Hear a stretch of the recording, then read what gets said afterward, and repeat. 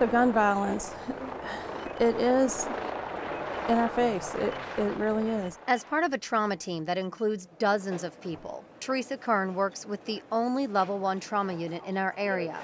With the most critical of patients heading their way, Medical Director Dr. Brian Collier says Carilion Roanoke Memorial Hospital sees up to 240 stab or gunshot patients a year from as far away as 150 miles. So just about one patient per day on average that we see suffers one of these events. While the trauma team cares for patients in the aftermath of gun violence. I started doing research on guns and gun violence back in the 1970s. Dr. Philip Cook, a gun violence researcher at Duke University's Sanford School of Public Policy, tries to get to the root of the problem.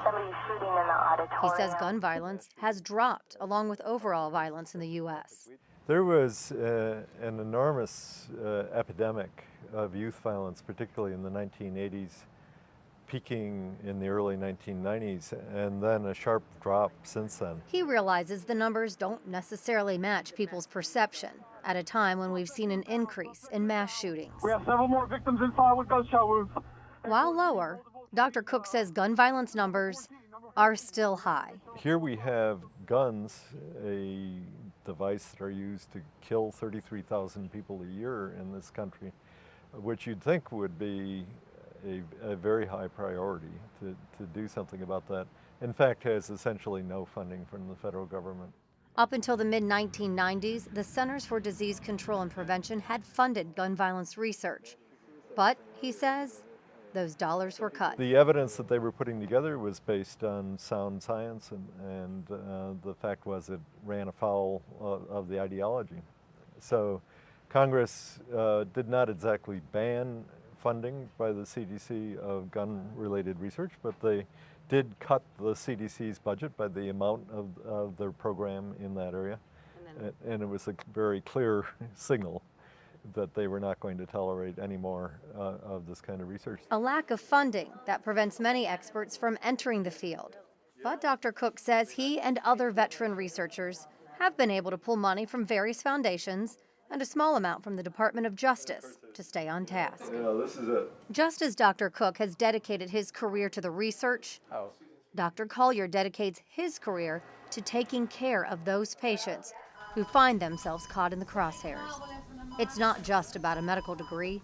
He says it's about teamwork. If you don't have the finger on the pulse about how those folks are doing, your whole system is at risk of just not doing well, whether that's caring for each other or caring for the patients. It's a stress that is felt well beyond the medical team. So you could hear what sounded like pops, gunshots. People know each other, and when there is a significant interpersonal violence story that occurs, everybody in the community hears about it. Everybody talks about it. Everybody says, oh, what part of town did that happen? Or, wow, I was really surprised that an event occurred. So how do we continue to bring gun violence down? After 4 decades of research, Dr. Cook says there is no one big answer. There's lots of small things that we can do along the way. Some of it in terms of more effective policing that can be done against illicit carrying of guns and use of guns. There's some regulations that would be helpful in this area. I think there's a lot of work on the mental health front that can be done and would be important to do. For now, those who cannot walk away from gun violence and are tasked with saving lives. When we see them, they may not be walking. They focus on the success stories. The positive is when they walk back in and come back to see us. Trooper Michael Maverdies is living his dream. There's a big difference between Hollywood police work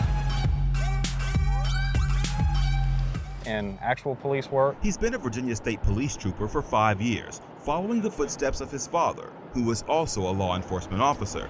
But when he patrols the roads in Roanoke County, Always be ready for the unexpected. the threat of danger is always in the back of his mind. I just kind of make a determination every morning when I wake up that, no matter what, I'm going to come home. Troopers sometimes face life-threatening situations and are forced to take down a violent aggressor. I don't think any officer wants to have to take that level of force if they don't have to. The use of force by law enforcement officers is sparking a national debate. Critics say officers are too quick to pull the trigger. Captain Matt Hanley oversees training for the Virginia State Police recruits. He says a trooper's decision to shoot or don't shoot is a split-second choice that could mean the difference between life or death. Troopers have to be prepared. But at the end of the day, they need to be able to think on their feet and have that core base of knowledge that'll help guide them making decisions that they've never had to make before. He starts coming around with a gun. What am I doing? Put the weapon down, put it down, put it down. First Sergeant Travis Perdue administers the Police Academy's Officer Survival Training. It simulates real-life scenarios. Every trooper recruit must make it through this test to prepare them for the moment they must act fast to save themselves or others. 100% proficiency is required. First Sergeant Perdue put me to the test to see how I would do if faced with a life or death decision. Bring it up a little bit on his waist, and then you can slide it down. There you go. First, they strapped on my belt So go ahead and shake hands with it. and showed me how to properly hold my gun. Get both these palms together like this, so I'm getting as much skin on this as I can. Scenario 1, the traffic stop. All right, everybody, you ready? Yep. All right. Driver's license and registration, please. We pulled you over for speeding. The driver, irate. His bad attitude had me on high alert. Got all the stuff you need right here. Then the passenger reaches under the Keep seat. your hands up, sir. Keep your hands where I can see them. I shoot. Whoa! Don't shoot, don't shoot, don't shoot. That's how quickly that evolved. I cannot react quick enough to his action so when he gets that weapon pointed around at me, then It's I'm too gonna late. try. You're right. I'm going to be behind the curve. I'm going to lose. But the scenarios don't always play out this way. This time, the passenger reaches and I draw my gun.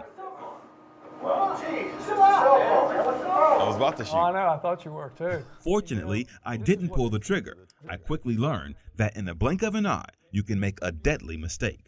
In the next simulation, the driver opens the car door and fires. I move to grab my gun, Kind of slow. but it's too late. If this had been real life, I likely would have been killed. You need to come to a really quick realization that there's a lot of evil out there that you need to be able to evaluate properly so that you can go home at the end of the night. In the next simulation, my partner and I search for a man who's beating a woman with a bat. Put the weapon down. I give him verbal commands, but I hesitate to pull the trigger. Finally, I fire.